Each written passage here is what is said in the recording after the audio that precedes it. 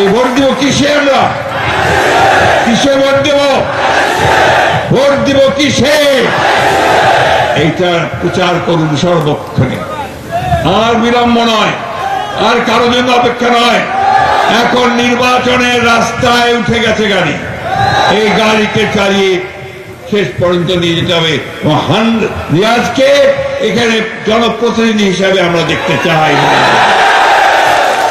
বন্ধুগণ, বক্তব্য আর দীর্ঘায়িত করবো না। একটা কথা সবসময় মনে রাখবেন যে আজকে আমাদের যার উপর যারা স্ত্রী রোগা চালিয়েছে, যারা আমাদের অত্যাচার করেছে, নির্যাতন করেছে, তারা পালিয়ে ভারতে গিয়ে আশ্রয় নিয়েছে, তাই না?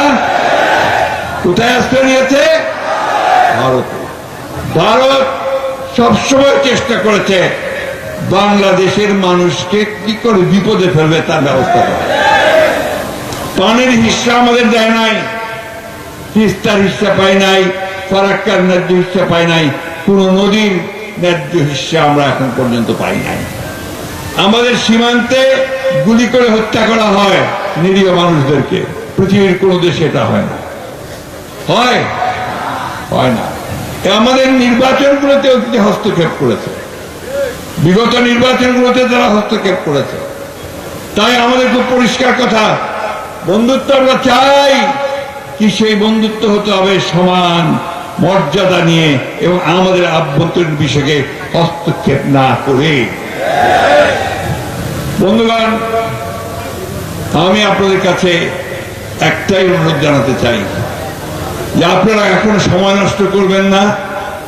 যারা বিএনপির ভালো চান, বিএনপির অঙ্গ সংগঠন, বিএনপি মা বোনেরা, আপনারা সবাই নেমে পড়েন, নির্বাচনে নেমে পড়েন, ধানের শীর্ষে নির্বাচন করতে নেমে পড়েন এবং তাদেরকে পরাজিত করেন যারা বাংলাদেশকে বারবার ভুল পথে পরাজিত করেছে, যারা পরিচালিত করেছে, যারা বাংলাদেশের সর্বনাশ করেছে, তাদেরকে সেই কোনোদিনও যেন তারা ক্ষমতায় আসতে না পারে তার জন্য আপনারা ব্যবস্থা করেন। এই কথা বলে আবার আমি আপনাদের ব্রিগেডিয়ার হান্নান সাহেব আত্মার মাগফিরাত কামনা করে এবং আমাদের রিয়াজুলের কে এখানে যেন সাফল্য পায়, আবারও তাকে সামনে আমি আপনাদেরকে রিয়াজুলকে দলের এখন পর্যন্ত তিনি বিদেশে অবস্থান করছেন 18 বছর ধরে। আমাদের 60 লক্ষ মানুষের বিরুদ্ধে মিথ্যা মামলা দেওয়া হয়েছে। কি ভুল বলছি নাকি?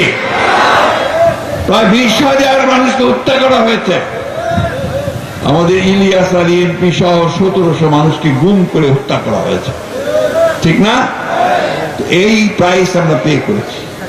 আজকে সেই জন্যে আমরা দেশে আমাদের একমাত্র লক্ষ্য, একমাত্র কথা, আমরা গণতন্ত্র ফেরত চাই, আমরা নির্বাচিত পার্লামেন্ট চাই এবং আমরা নিরপেক্ষ নির্বাচনের মধ্য দিয়ে সেটা চাই। খুব পরিষ্কার করে বলে দিতে চাই এই সরকারকে, এই অন্তর্বর্তী সরকারকে, যে আপনি শতভাগ নিরপেক্ষ থাকবেন। আপনার উপদেষ্টা মণ্ডলীর সদস্যদের মধ্যে কেউ কেউ কোন দলের জন্য পক্ষপাতিত্ব করছেন বলে বিভিন্ন জায়গায় অভিযোগ আসছে। আমরা এটা শুনতে চাই না, বাংলাদেশের মানুষ এটা শুনতে চায় না। বাংলাদেশের মানুষ সম্পূর্ণ নিরপেক্ষতা চায় এবং নিরপেক্ষ নির্বাচন চায়। বন্ধুগণ, সময় কম, আমি বেশিক্ষণ বক্তৃতা করতে চাই না। আমি শুধু আপনাদের সামনে একটা কথা বলতে চাই, বিএনপি একটা পরীক্ষিত রাজনৈতিক দল, তাই না? অনেক পরীক্ষা দিয়েছে। তো সেই বিএনপির জন্মের পর থেকে, জিয়া রহমান সাহেব যখন থেকে বিএনপি জন্ম দিয়েছেন, এই বিএনপি কিন্তু এই দেশে শ্রমিক বিদেশে রপ্তানির ব্যবস্থা করেছে, তাই না? জিয়া রহমান সাহেব করেছেন না? এই যে কলকারখানাগুলো, আমাদের মারা যে বোনেরা যে চাকরি করছে, গার্মেন্টস ফ্যাক্টরি, এটা কার হাত দিয়ে শুরু? জিয়া রহমানের হাত দিয়ে শুরু। কি ছেলেরা জানো না তোমরা? জানতে হবে, এটা সম্পূর্ণ বিএনপির হাত দিয়ে শুরু।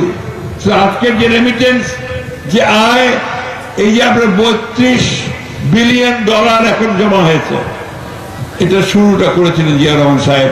আমার বেগম খালেদা জিয়া এটাকে সামনের দিকে নিয়ে গেছেন। মেয়েদের লেখাপড়া, দেশনেত্রী বেগম খালেদা জিয়া ক্লাস 12 পর্যন্ত অবৈতনিক ঘোষণা করেছিলেন, পয়সা দিতে হবে না। আজকে এই আমাদের মেয়েরা সমাজে স্কুল কলেজে যায়, নিশ্চয়ই সব দেখেছেন আপনারা, তারা অত্যন্ত স্বাবলম্বী হয়ে উঠছে, পরীক্ষায় ভালো করছে, রেজাল্ট ভালো করছে। আজকে দেখলাম এখানে যারা ভালো রেজাল্ট করেছে তার মধ্যে অনেক মেয়ে আছে, তাই না? এই অবদানটা সম্পূর্ণ দেশনেত্রী বেগম খালেদা জিয়া। তাই আপনারা কেউ ওই মিথ্যা প্রচারণায় বিভ্রান্ত হবেন না।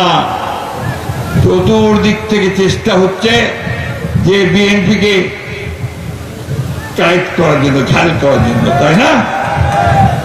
কিন্তু আজকে আমি খুব অনুপ্রাণিত হয়েছি, অত্যন্ত আনন্দিত হয়েছি। আমাদের এখানে আজকে সব মুরব্বীরা আছেন একদিকে, আরেকদিকে তরুণরা আছে, আরেকদিকে আমাদের মা বোনেরা আছে।